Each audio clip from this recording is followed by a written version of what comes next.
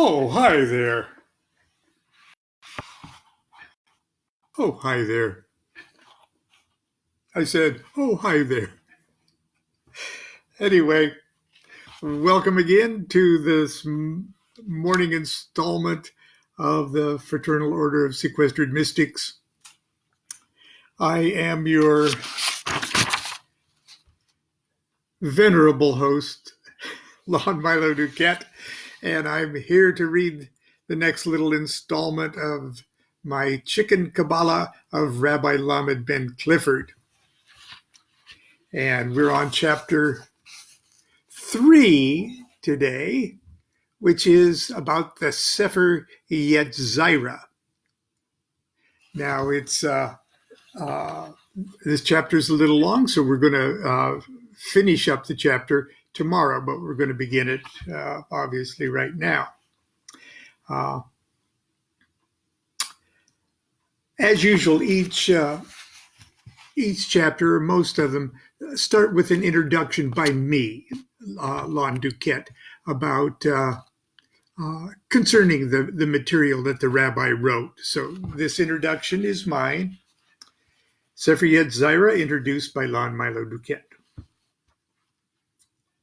The little epigram. What happened to Jehovah? Isn't Jehovah God? Didn't Jehovah create heaven and earth? Hell no. Elohim did. And Elohim is a very peculiar word. Rabbi Lamed ben Clifford. The Qabalah is not a book. There are, however, many texts which form the literary foundation of Kabbalistic thought. A rather extensive bibliography can be found at the end of this book. Of primary interest to fledgling chicken Kabbalists is the Sepher Yetzirah, or Book of Formation. This work is ascribed to the patriarch Abraham. But to quote Rabbi Ben Clifford, that's a crock. Nevertheless, the Sepher Yetzirah is very old, perhaps the oldest philosophical treatise written in Hebrew. And I've got a footnote here, and I'm going to read it.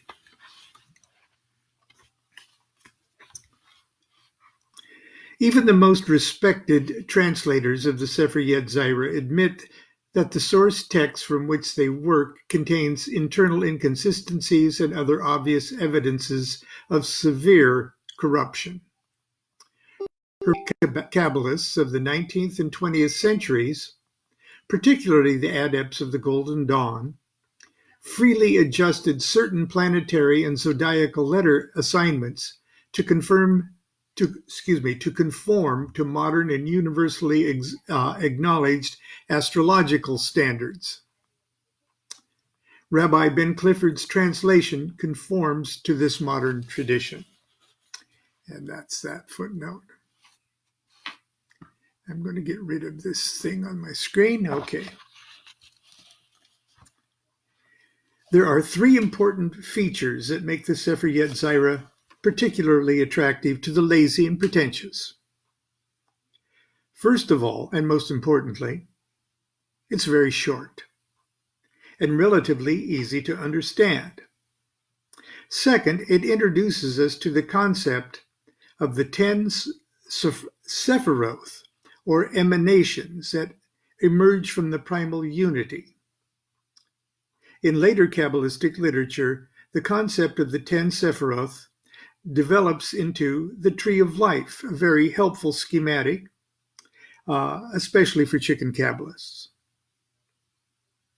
Third, it tells the simple story of how deity created the Hebrew alphabet, then used the numbers to form the words that brought the universe into being. This concept may sound a little silly, but this silliness is the foundation of the Kabbalistic worldview and meditative exercises that will eventually obsess the diligent student. Now, I'm putting you on your honor to obtain at least one of the classic translations of the Sepher Yetzirah and put it in a conspicuous spot on your bookshelf. If you are a serious student, you will most certainly wish to read it.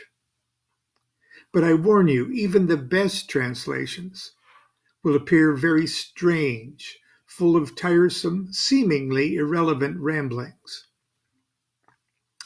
I confess that as a young student, I lamented the fact that even though the Sepher Yetzirah was short, all the really useful information was buried under piles of archaic language and stupid-sounding redundancies. Imagine my great joy when I was introduced to Ben Clifford's marvelous and practical translation. Naturally, like all the rabbi's works, the text is surrounded by controversy. Ben Clifford swore to his students this version of the Sepher Yetzirah was a faithful translation of the most ancient and authoritative manuscript available. But there is no doubt that this is another one of his pathetic and transparent lies. The work is obviously a modern counterfeit. The text even carelessly makes references to pizza and the music theme from the television game show Jeopardy! One of the rabbi's students, who asked to remain anonymous, told me he believed the rabbi himself concocted the translation in 1983 while recovering from a bout of Montezuma's revenge in a motel room in Ensenada, Mexico. Be that as it may, like his 10 commandments, Ben Clifford's treatment of the Sepher Yetzirah cuts straight to the heart of what chicken Kabbalists need to learn first.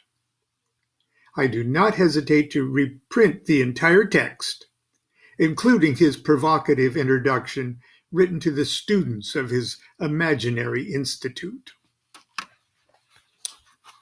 And that's the end of my introduction.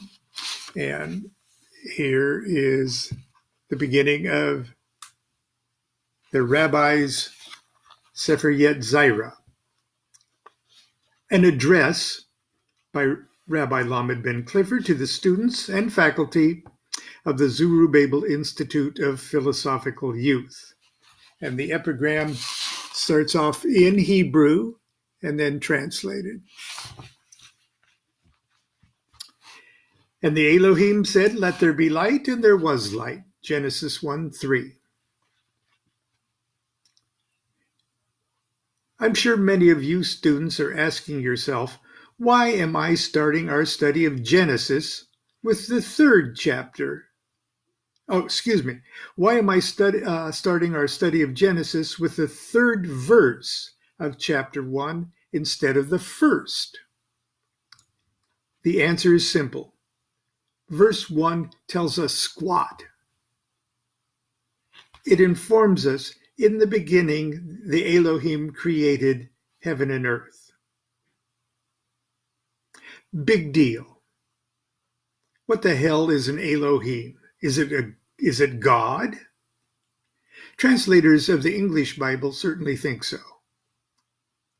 Most versions read, "In the beginning, God created heaven and earth." What happened to Jehovah? Isn't Jehovah God? Didn't Jehovah create heaven and earth? Hell no. Elohim did. And Elohim is a very peculiar word. El, spelled Aleph Lamed, and there's a footnote here. El is the root word for deity itself. So El is the root word for God in Hebrew. And I've got a footnote here. This is the editor's note, not Ben Clifford's.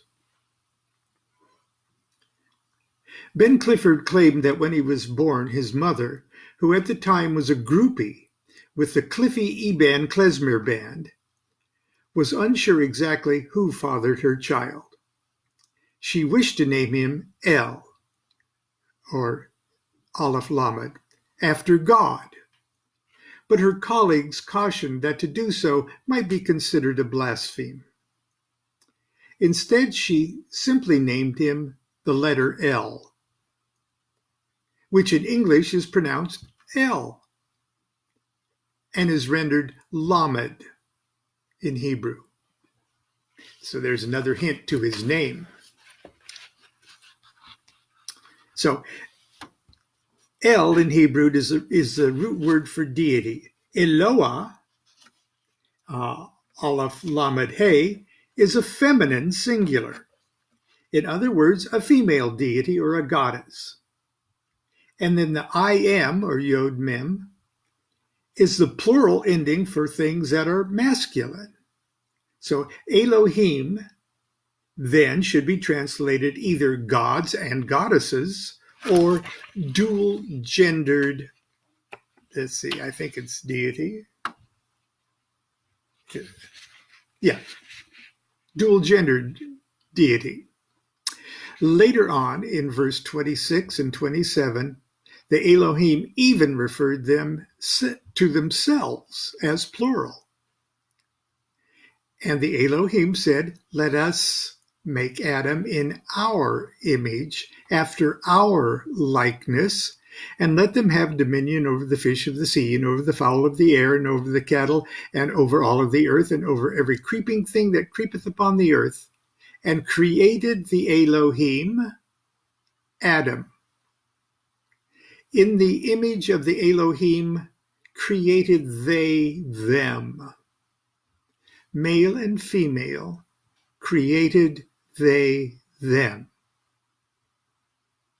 Surprised?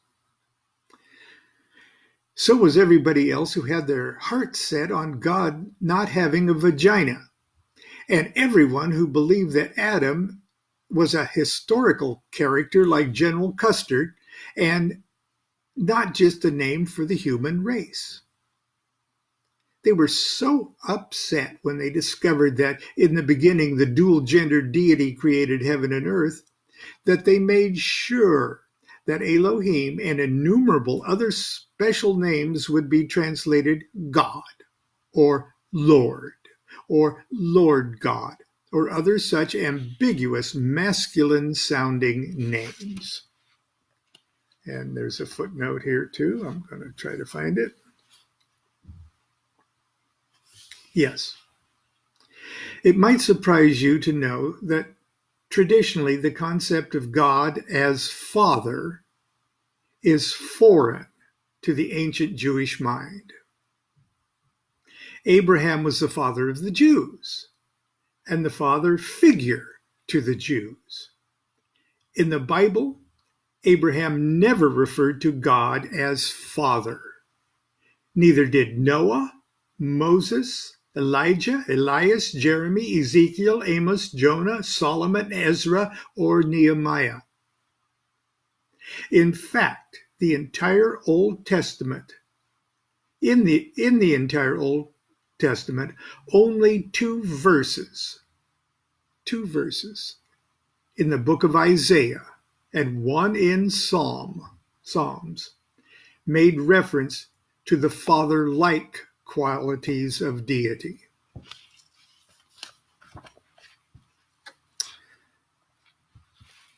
Okay, back into the text. Besides that little tidbit, verse 1 of Genesis leaves us in the dark concerning what heaven is, what earth is, or how the Elohim went about creating these things. Verse 2 is even worse. And the earth was without form and void, and darkness was upon the face of the deep, and the Spirit of Elohim moved upon the face of the waters. If earth was void and formless, where was all this water coming from? If the author was trying to be inscrutable, he sure did a damn good job of it. Verse 3 finally gives us something we can dig our teeth into. And the Elohim said, "Let there be light," and there was light. The key word here is said. That's how everything was created. The Elohim talked everything into existence. The Elohim said it, and it was so. Obviously, words are very important in the grand creation scenario. A word is a vibration, and a vibration creates and sustains the universe. The atomic weight of chemical elements is just another way of measuring their vibration. Molecules hold themselves together and bond with each other with other molecules by the glue of their compatible vibrations. That's what is meant by the term the creative logos, or word. That's what John was talking about when he wrote, "In the beginning was the Word, and the Word was with God, and the Word was God." Duh! And what, my sleepy students, are words made up of? Letters. Our Hebrew alphabet, and what other alphabet would Elohim dare use, is made up of 22 sacred letters, and the story of their creation is not found in the Bible, but in the mysterious little masterpiece called the Sepher Yetzirah, the Book of Formation. Several years ago, I personally had the extraordinary good fortune of being allowed to purchase the earliest known manuscript of this sacred work from a mysterious street vendor just outside Husson's Cantina in Ensenada, Mexico. I painstakingly translated it by carefully copying the Hebrew characters into my personal computer using the standard Hebrew fonts included in my word processing program. When I finished, I simply selected the entire text and globally changed the font to Times New Roman. To my amazement, it translated exactly as you see it, a Kabbalistic miracle. And that's the Rabbi's Sepher Yetzirah itself, and that's where we'll pick up tomorrow, same place, same time. Thank you guys very, very, very much. Constance and I are going to go venture out today to put on our masks and our gloves and social distance and try to buy a few vegetables and things to eat in the coming week. I hope you are all taking all the precautions you need to take to be safe and healthy, and join me every morning here at 10 o'clock. So until tomorrow, be good to yourself and be good to each other. Do what thou wilt shall be the whole of the law. Love is the law. Love under will. Goodbye.